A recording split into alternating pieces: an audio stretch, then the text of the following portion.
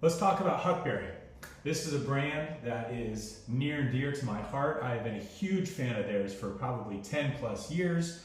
They are a privately held company, as far as I know, doing it all on their own. They're bootstrapped, but some research tells me they're doing about over 200 million a year in online sales.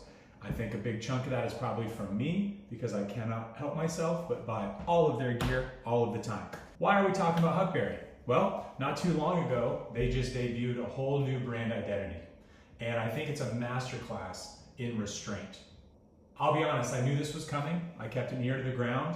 I was waiting for it, and when it came out, I had to look pretty hard to understand what the differences were. And like I said, this is a masterclass in restraint. What I love about their story, about this experience was, they had this big question.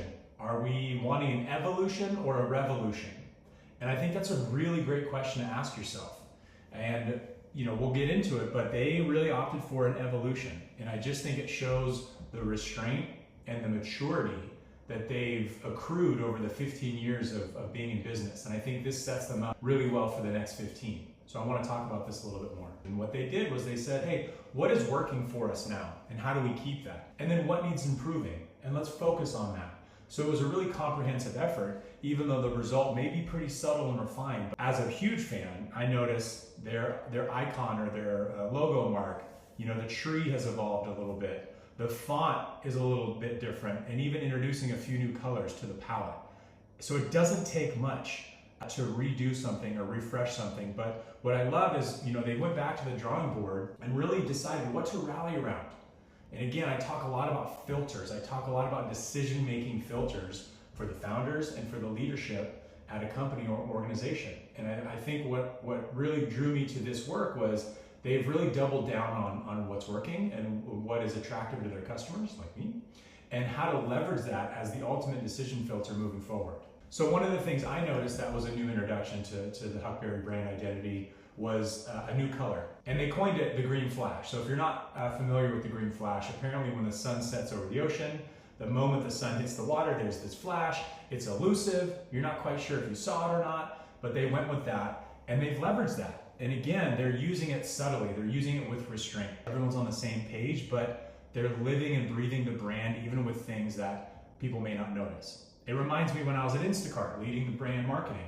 Our color palette was all named after groceries because we were a grocery delivery service. So we had kale, which was green. We had cashew, which was just a slight off-white. And we had all these different colors that were named after items that you can find in the grocery store because that was our brand. So it's important not just to fling these decisions around, but really, really make them intentional and make sure they reinforce the brand and the decisions that you make. The next thing that stuck out to me on this rebrand was their tagline. They originally, and for the longest time, had this expression, see you out there. And that just reinforces what they're all about. It's all about gearing up to be outdoors. Now, of course, they've got these different house brands that are a little bit more polos and work attire and all these wonderful other companies and clothing brands, but their whole premise was see you out there. And with this rebrand, a few subtle changes, they wanted to reintroduce a new line. And again, it's this ultimate filter. I have another video that I posted a while back that was all about having this one positioning line, this one expression that tells everyone what you're about. It tells your customers how to think about you, but it also encourages the internal infrastructure of teams and decision-making to be the ultimate filter.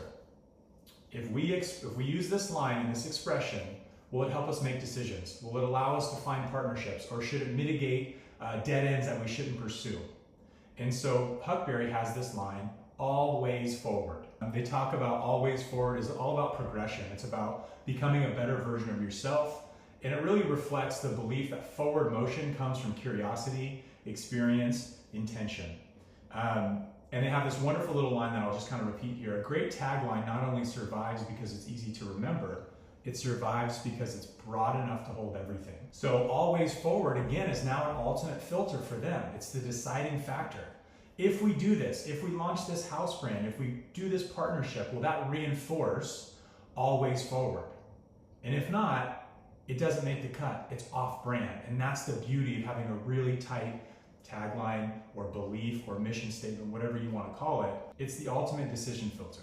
And that's what I love about this. So I think this is important for everyone out there thinking about, do I need a rebrand? Do I need to burn it down and start over? You know, there's a rebrand and there's a refresh. And I really think this is a refresh. Again, it's an evolution, not a revolution. And they did a fantastic job. There's restraint, it's subtle, but it's all very intentional. It looks like them, it sounds like them, but just slightly more mature. If you don't know about Huckberry, check them out. It's one of my favorites. And yeah, kudos to the team. Great job.